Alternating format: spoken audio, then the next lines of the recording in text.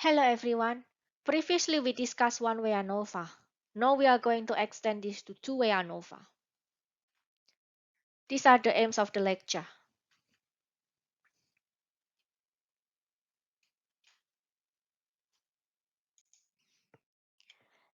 If we have two independent categorical variables, each with multiple categories, we can use one-way ANOVA by combining these two independent variables.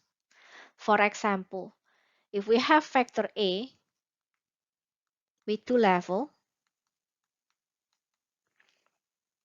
and vector B with two levels,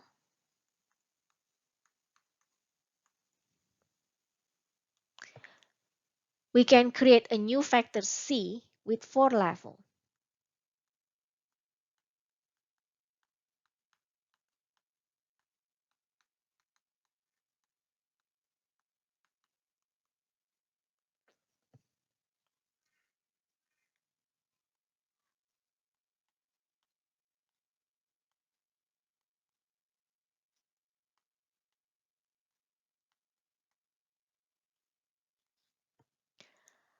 However, when we have two vectors, we are often more interested in the interaction between these two vectors,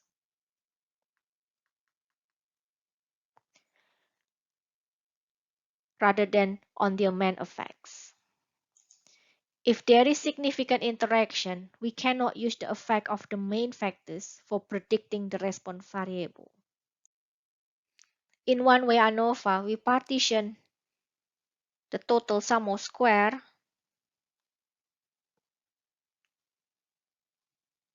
into the group sum of square and the residual sum of square. In two-way ANOVA, we further partition the group sum of square into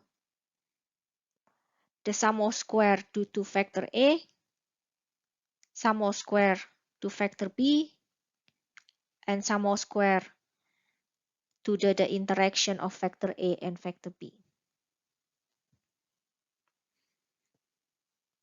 The model for two-way ANOVA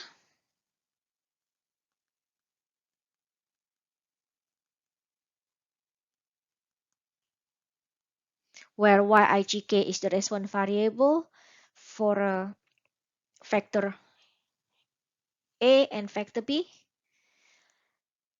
Mu is the overall mean, tau I is the effect of vector A, beta j is the effect for vector B, and epsilon ijk is the residual.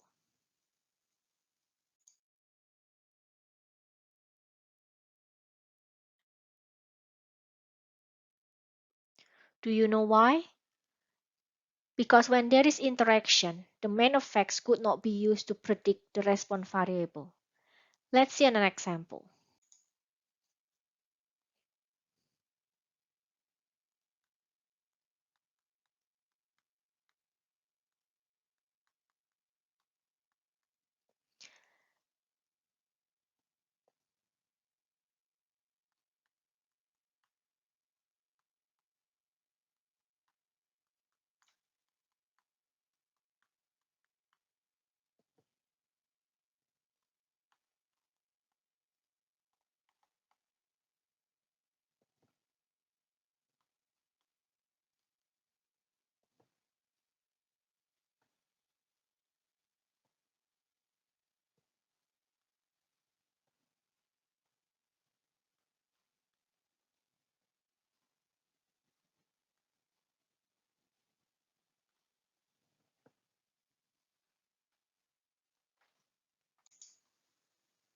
Let's see two possible results in this experiment. The first result shows there is no interaction between P and K. When there is no interaction, the ranking for each vector does not depend on the level of the other vector. So we can predict the yield for each treatment by adding the effects of the main vectors.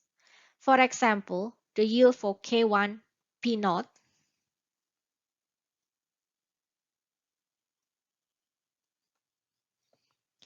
can be calculated by adding the effect of K1 and P naught to the grand mean.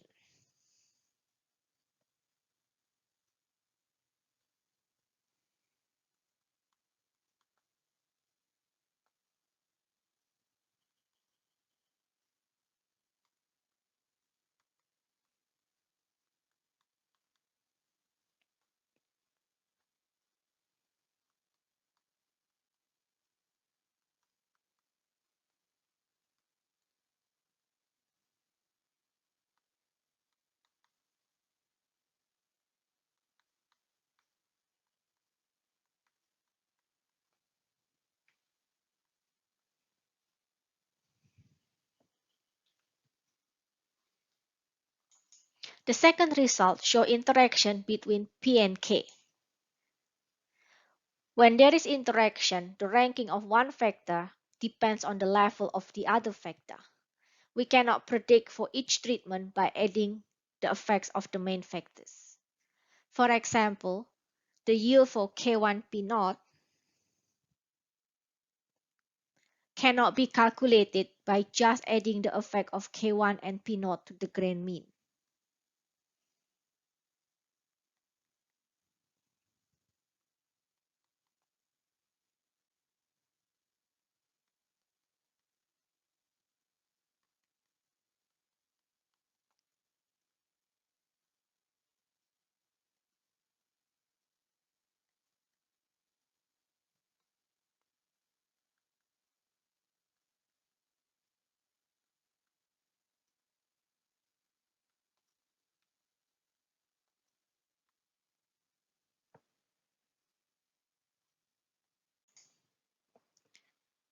The ANOVA table for this experiment.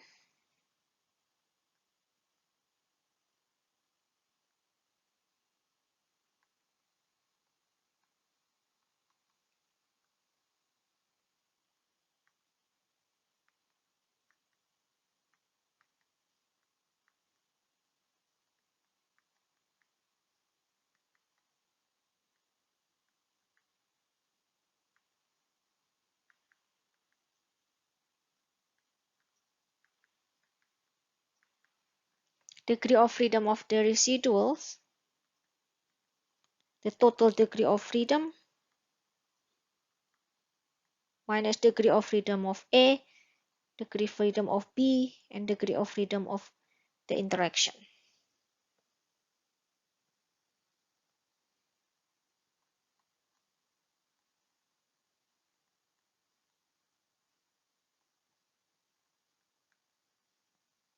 The mean square is the sum of square divided by degree of freedom.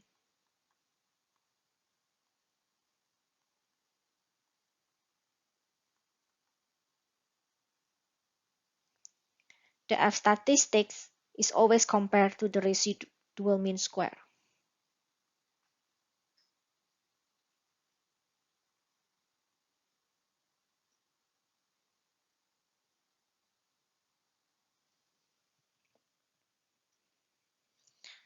The model for this two-way ANOVA is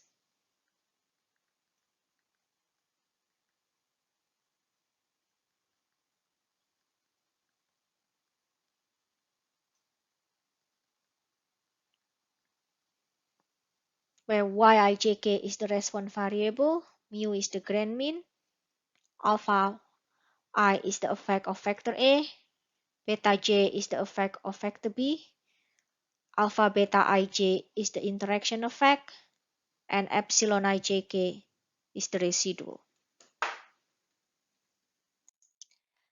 In two-way ANOVA with interaction, we always test for the interaction first. The null hypothesis,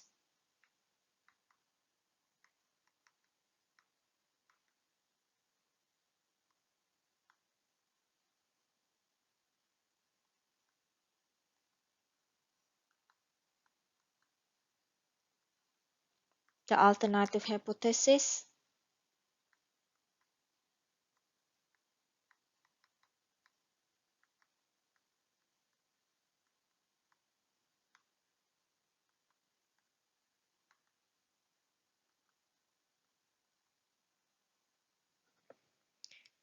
if there is a significant interaction, we must not test for the main effect. We should only test for the main effect if there is not sufficient evidence to reject the null hypothesis regarding the interaction.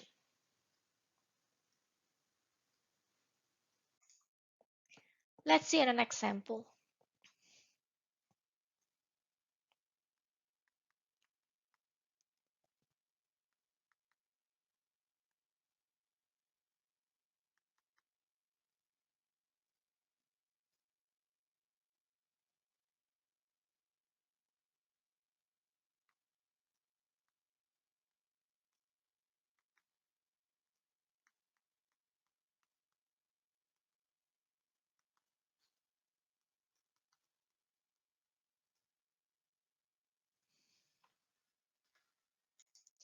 If your experiment is laid out in a grid along rows and columns, you should always record this information.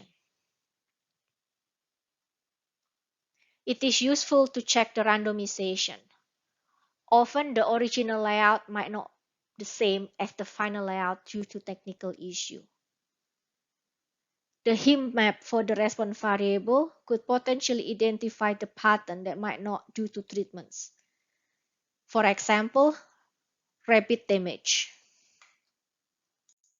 We also should do some preliminary data analysis to check the quality of the data. A box plot can be useful. From this box plot, we can see that there are no potential outliers. F have the biggest median, while A has the smallest.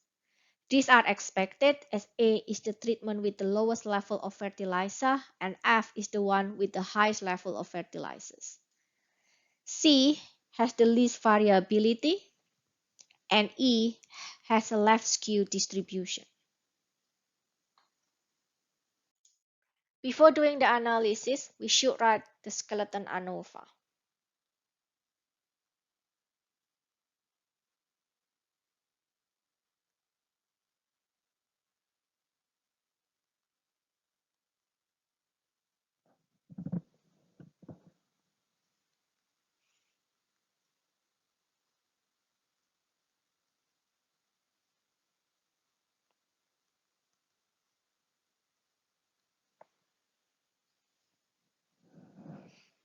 The linear model,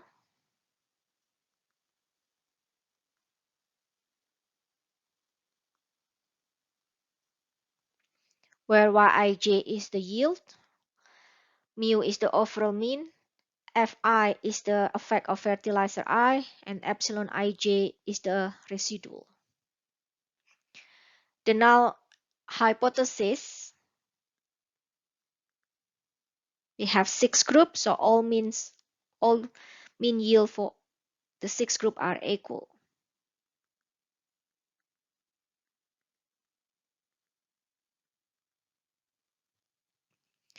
The alternative hypothesis, not all mean yields are equal.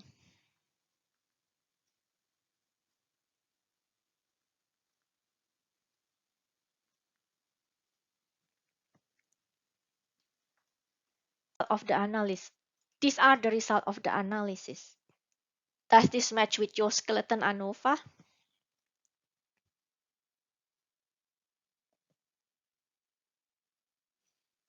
What is your conclusion at a 5% significant level? Because the p-value is less than 5%, we have sufficient evidence to reject the null hypothesis. We can conclude that there is a significant effect of fertilizers to the mean potato yield at the 5% significant level.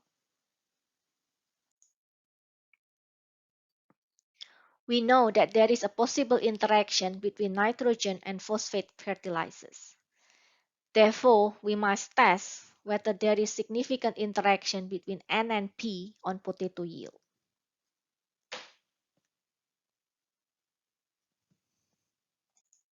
First, we generate an interaction plot. Based on this plot, it seems there is no or very little interaction between N and P. Let's run the analysis. The skeleton ANOVA,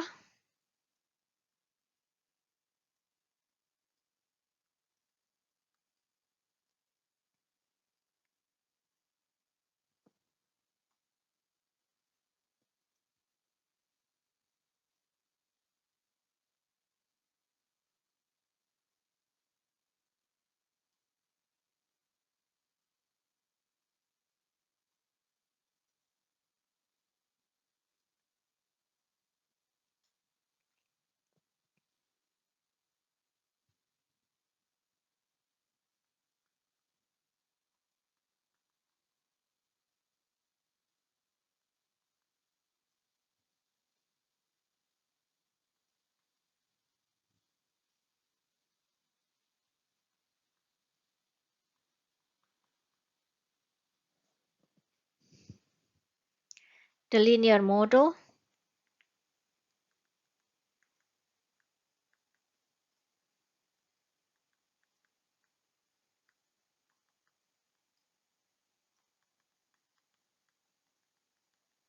where Yijk is the potato yield for phosphate A, phosphate I, nitrogen J, and replication K. Mu is the overall mean.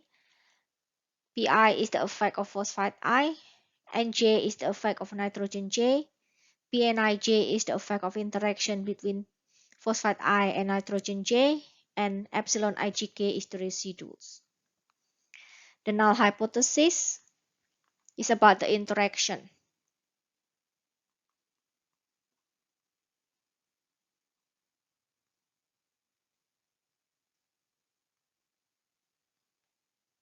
The alternative hypothesis,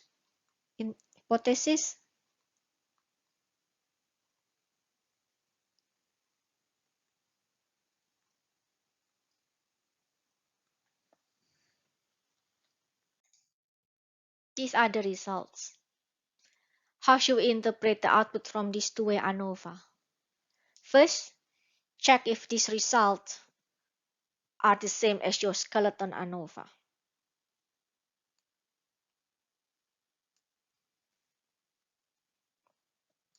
Second, we have to test for the interaction. Because the p-value is greater than 5%, we do not have sufficient evidence to reject the null hypothesis. We conclude that there is no significant interaction effect between N and P on potato yield. Therefore, we can test for the main effect. For the nitrogen,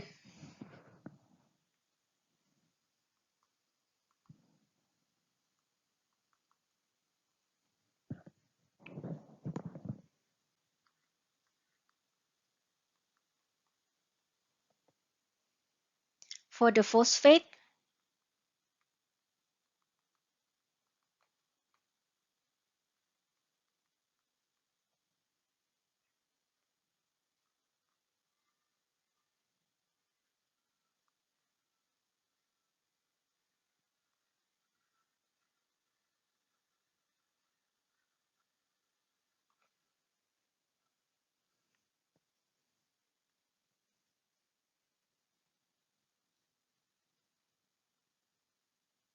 the p-value for both N and P are less than 5%. So we can conclude that there is significant effect of N and P on potato yield. Do you notice any similarity or dissimilarity between the outputs of these two analyses?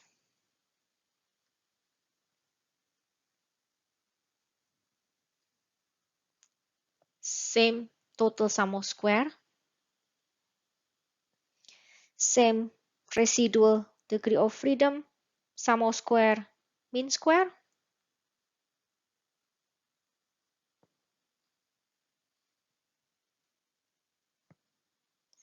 The difference, the sum of square of treatment are split.